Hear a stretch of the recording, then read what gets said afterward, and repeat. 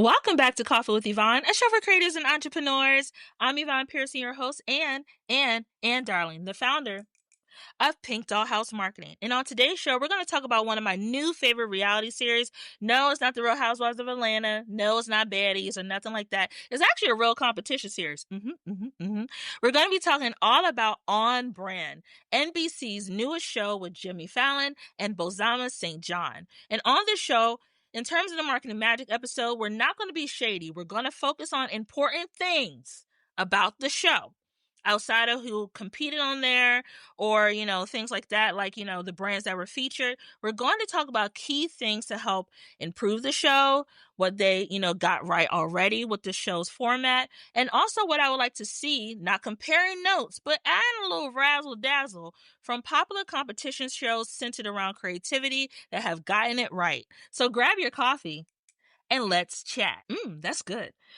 Okay, so to give you background information about On Brand, if you haven't seen it, it's okay. The first season just wrapped. So On Brand is a reality competition show that is centered around marketing and creativity. And when I saw the announcement go up, I was like, finally, a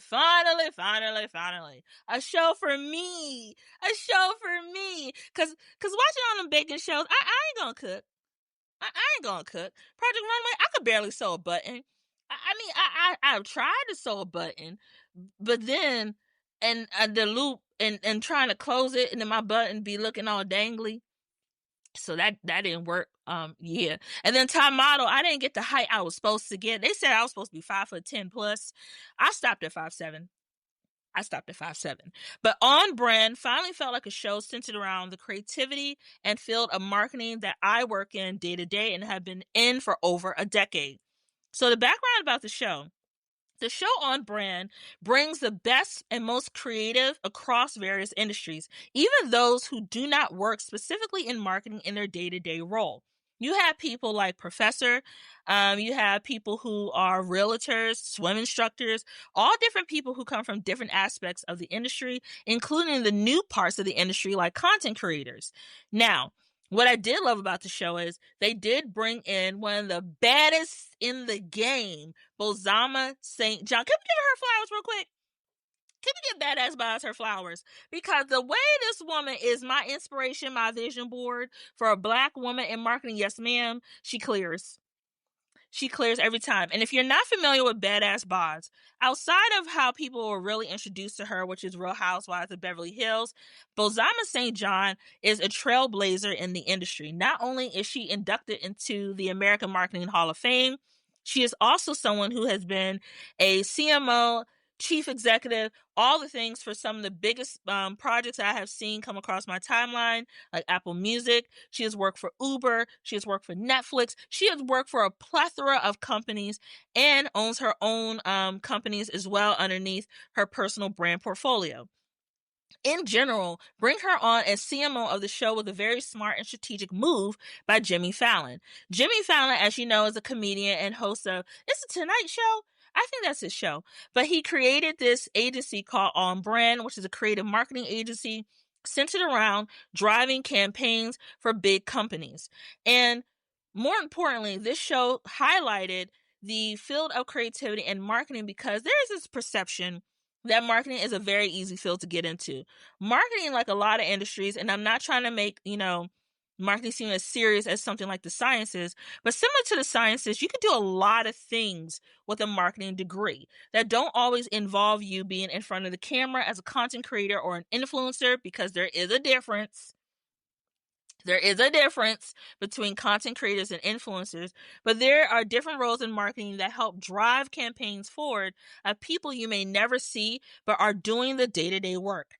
For example, in my industry, the sciences where I work, I lead a lot of campaigns that are global campaigns. You may never see me, but you know my work. So to give you background information from Forbes, they did a really great article in which they interviewed Bozoma Saint John ahead of the show dropping. And the show essentially is a achievement of success with unscripted competitions.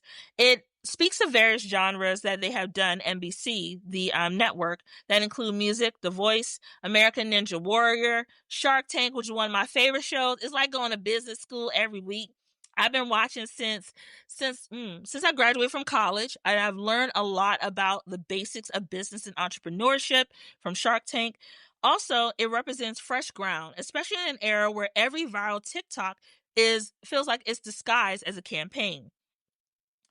For advertisers, the timing is serendipitous. Marketing budgets have shifted dramatically towards digital storytelling, influencer partnerships, and experimental activations. If you don't know what an experimental activation is, it's essentially when a brand does a pop-up of like at a festival, or you have something that like a pop-up at a mall in like a temporary space.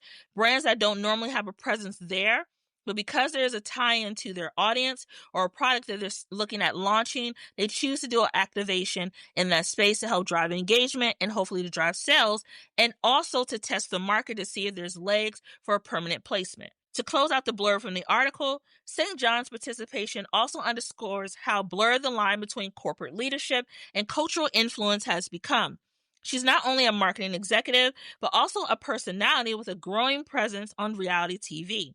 Her dual role, executive mentor on Brand and cast member on The Real Housewives of Beverly Hills, suggests a new archetype for business leaders, executives who are as comfortable on screen as they are in the C-suite. And before we get into the contestants for the show, to talk a little bit about that blurb, it is very true. The role has shifted. No longer is it cool just for you to sit at your desk, but marketing executives or executives in general have to be charismatic on camera. They have to be able to talk to broader audiences and simplify the work that they do so people understand the importance of their role. It's also great for the brand to leverage people on their team to show that authenticity as well as that value of what they bring in the market for their product, their service, or anything that they're offering underneath their umbrella.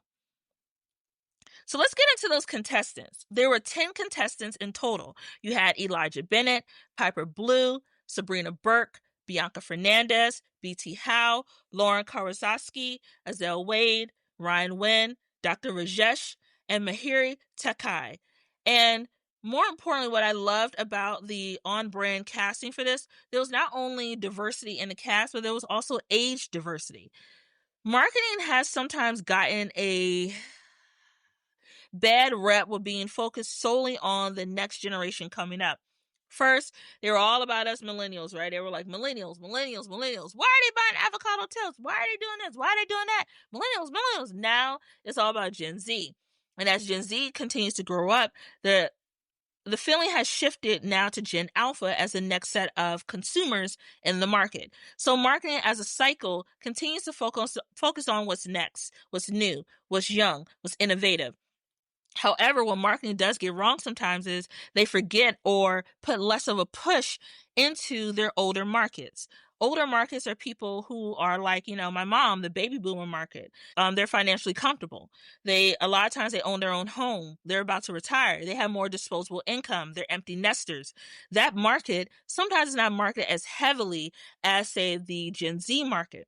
The Gen Z market, which is living right now between young adults or people who are still in like high school, they don't have the full disposable income yet to be making those kind of level of decisions. They're still, depending on their parents' budget here and there, or just starting in the workforce where they may not have it as much as their millennial parents or boomer grandparents. More importantly, what I like too is by showing that age diversity, you showed a range of experience. It's not always about the person who has the new, hip, fresh ideas. It's about people who have that experience and people you can lean into for the experience. Because sometimes what's new isn't always great. Sometimes things like, older marketing tactics are still considered tried and true in a lot of spaces. Billboards are still relevant. Print ads are still relevant. Things are still relevant in today's market despite the digital and now AI era we have entered. So let's talk about those brands that they partner with. It's brands that you have heard of in your day-to-day life. You have Dunkin' Donuts, Southwest, Pillsbury, Marshall, Sonic, to name a few. And also you had the final one, which was Therabody. It was a total of about 10 different brands, and which those different brands you were introduced to the CMOs or executive leadership for the marketing team. Each competition was structured like this. You had a marketing creative brief, sorry, not a marketing brief. That's my day-to-day job, my bad. You had a creative brief. You also had a pitch piece of the competition. So all the creatives using the creative brief were invited to create a pitch for the client. And then at the end of the pitch piece of the competition, 2 creative leads were selected. Those 2 creative leads would then go head to head to have their concept brought to life by the brand itself. At the end of that, then you have the person who actually won the account and also won Innovator of the Week to see their campaign brought to life. So essentially, it was structured in that way to show you what it takes from pitch to ideation to completion. At the end of the competition series, Bianca did end up winning Innovator of the Year. My personal favorite for the competition actually was Ryan and Mahiri. Lauren was also a favorite as well. Bianca winning Innovator of the Year was really great for her because she was a clear favorite from the beginning and a front runner. She led a number of the creative leads for the competition, and she was also someone who was quick on her feet. Now, in terms of showcasing other talents for the show, I do wish they would have leaned in a little bit more to other people who were featured instead of focusing solely on Bianca. We knew Bianca was a favorite from the beginning. There were already rumbles in the social media streets that she was going to win because of her experience working with bigger brands. The others in the competition who did not have that experience, it didn't seem to me as balanced, but we'll get into that a little bit more in our marketing takeaways about feedback for improving the show. So, for those marketing takeaways, let's talk first about telling a more compelling story about the contestants. And if you see me looking down, I'm looking down at my screen because I bring notes to the conversation. For telling a more compelling story, we never really fully learn about the contestants themselves. We were introduced to them, but unlike other competition shows like Project Runway, Top Chef, even Shark Tank, we learn a bit more about their personal stories and what has driven them and gotten them to that place. By never being truly introduced to creators, we weren't really able to buy into who they were as contestants. And when it comes to being on shows at that level and that platform, what you do after the show is more important than who you are on the show. Those shows are supposed to open up even bigger doors for opportunities.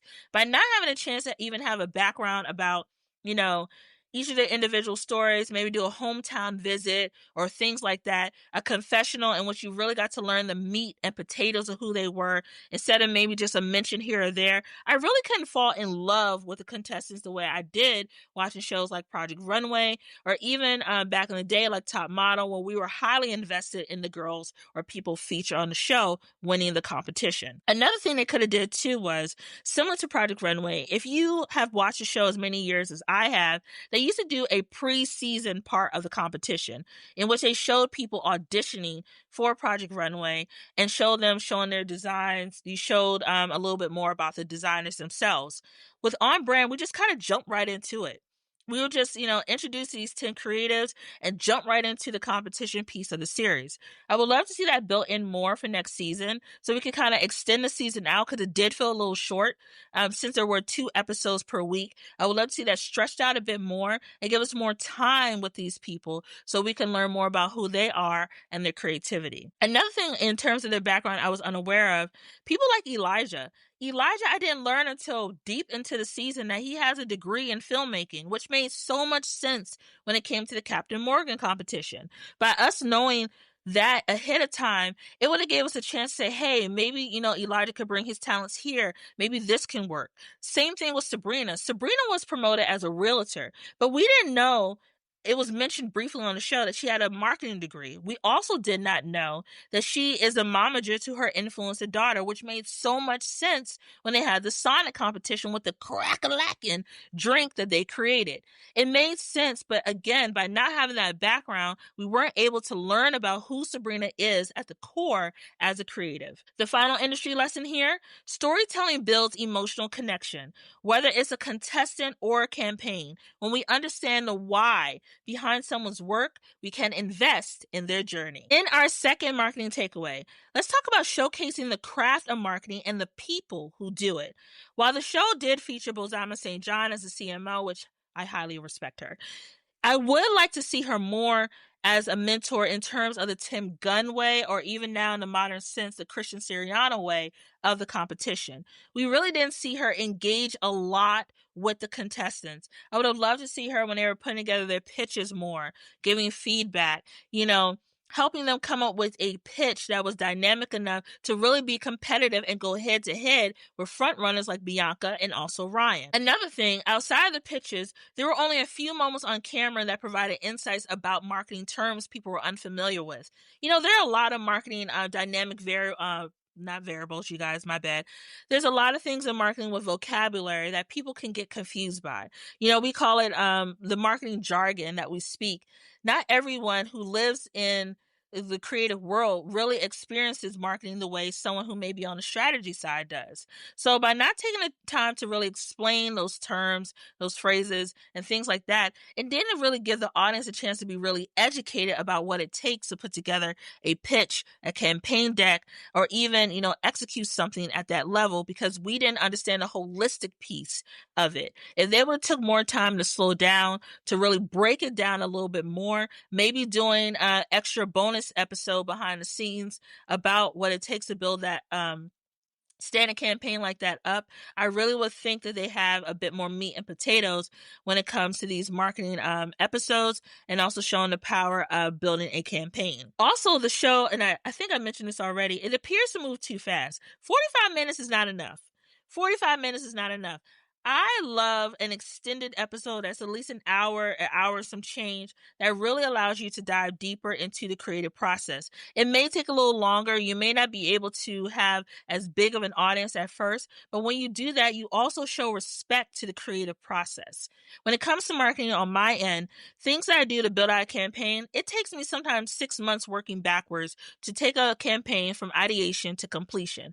And that's not saying that I can't do it faster, but because of the amount of people that I have to work with across departments, that amount of work takes a lot of planning. It takes a lot of thinking through, and also sometimes retooling before it even goes to market to make sure it is effective.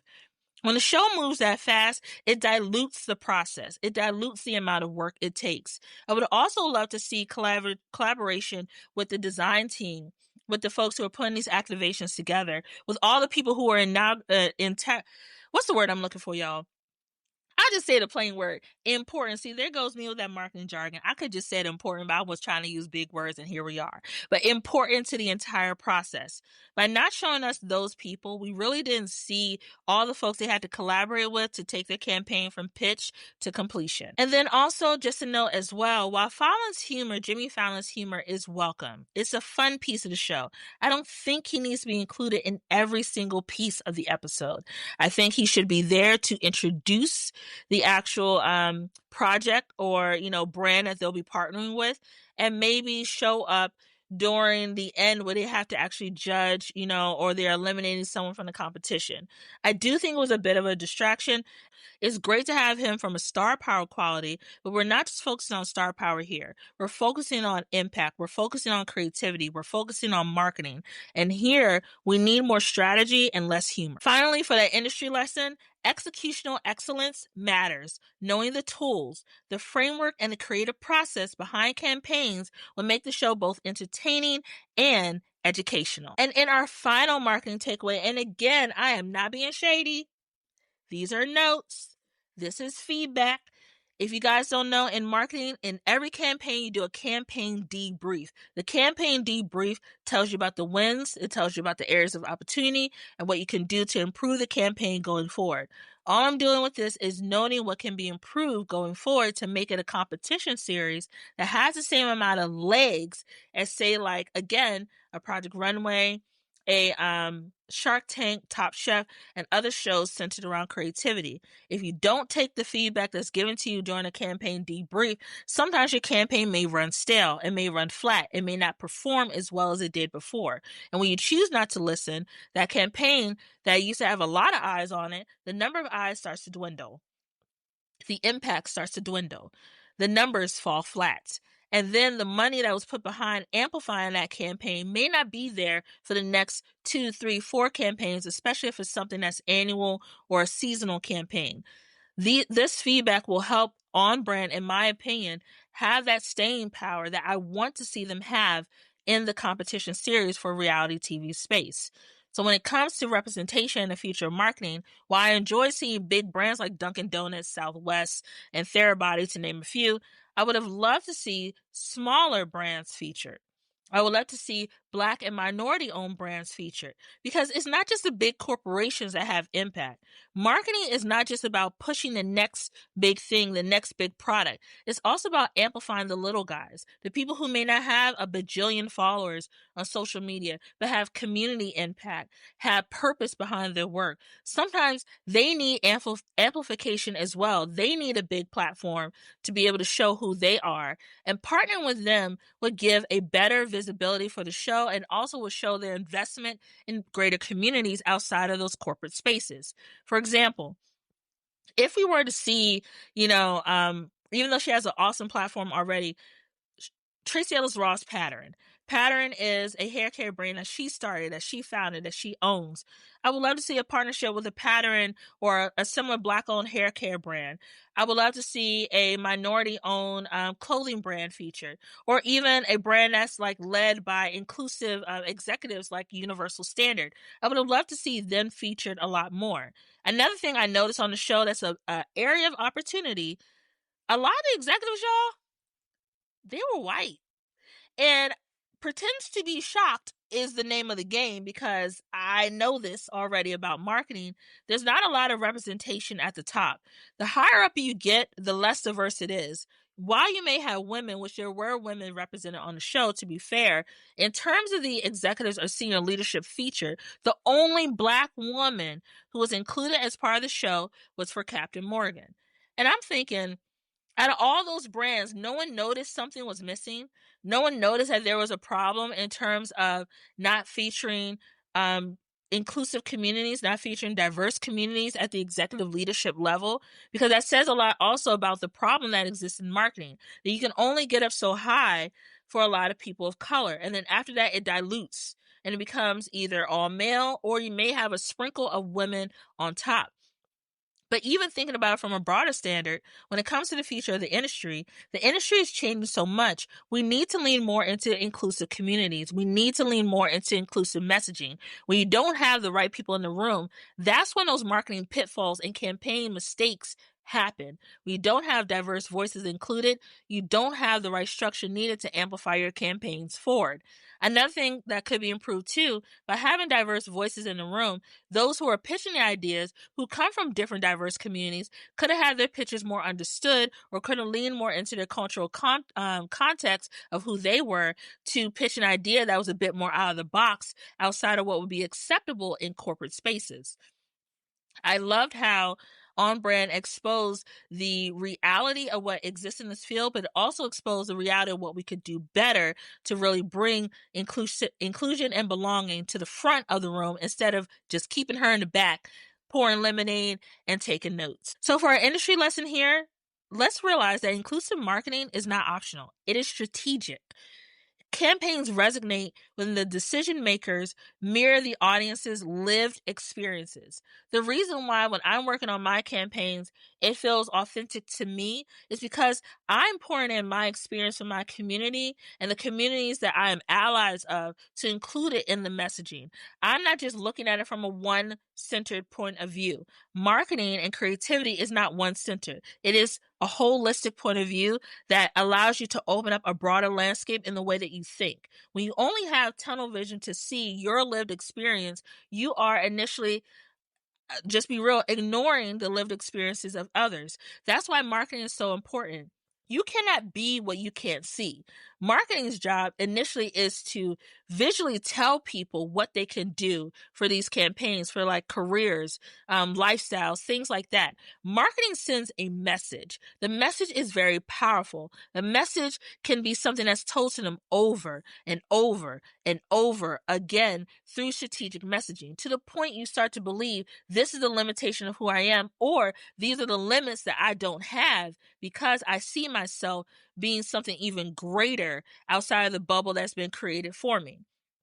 For me, essentially, too, when I look at the work that I do in marketing, I always want people to be able to see themselves. I always want it to be a source of empowerment. I think On-Brand could do a much better job of showcasing that empowerment in the message of marketing and making sure that those communities are being centered in the focus. Do something around diversity. Do something around, I don't know, talking about the inequities that we face in this industry. Do something around things like when it comes to maybe working with like a school, like, doing like a school day where they help to teach the students how to market their program or their club or something like that. Do a community-centered aspect of the show to really show the power of what marketing can do when it's used the right way. Marketing as a tool can manipulate an audience, but marketing as a tool can also empower them as well. So for that overall rating of the season, and again, I am not being shady, I'm just being honest here, I would give it a 6.5 out of 10. I would give it a 6.5 out of 10. And here's why. It felt more like a 45-minute commercial than an actual show. Like I said before, other shows like Project Runway, while as a competition series, they did partnerships with, like last season, they did Wicked. They've done other partnerships as well with different brands, companies, and movies that were launching as part of their rollout. It never felt like a commercial the entire time. It was centered on the designers. It was centered on the talent. It was centered on the competition. On Brand felt like I was watching a very long commercial that had a sprinkle for some razzle dazzle of marketing included in it. I would love next season for that to kind of dial back a bit. I also think the way the show is shot is a little too lighthearted. It's kind of like too Office style in the way that it's shot. It's fun, it's bright, great, but give me something that feels more grounded, that feels more serious, that doesn't feel so lighthearted that I'm taking the importance out of the work that's being executed. If season 2, and again, me being honest, if season 2 digs deeper into the craft, if it digs deeper into the people and deeper into the representation with the brands, as well as the leadership that's represented for those brands, the show has what it takes to have longevity. We don't know if the show will be renewed as of yet, but considering as NBC and that Jimmy Fallon is attached to it, I don't think it's going to be one and done in terms of a season. I do think they'll probably give it a couple more seasons to see, if it has legs or longevity. But considering that who it's attached to in terms of a network, it's probably not going to go away. I do hope they retool for next season to make it more impactful and to keep viewers interested and engaged and curious about the field of marketing and creativity. Okay, so I hope you enjoyed today's chat. Don't forget to follow Coffee with Yvonne on Instagram and Threads at Coffee with Yvonne. You can find me on my personal account where I cut up in real life. This is who I am. This is who I am in real life. You can find that on Instagram and TikTok, aka the Clock app, at Yvonne_creative marketer. And to learn more about me and my business that I own, you can go ahead and go to pinkdollhousemarketing.com, or you can go on Instagram. You can slide in my DMs. It's totally cool at pinkdollhousemarketing. And creators, I'm going to tell you this every week. Until you get it. Remember to keep showing up, keep creating, and that your voice matters. I cannot wait to chat with you soon on another episode of Coffee with Yvonne. Okay, bye! Coffee with Yvonne is produced and edited by Yvonne Pearson. Coffee with Yvonne is created by Pink Doll House Marketing. You can catch the latest episodes by subscribing to Apple Podcasts or wherever you get your podcasts.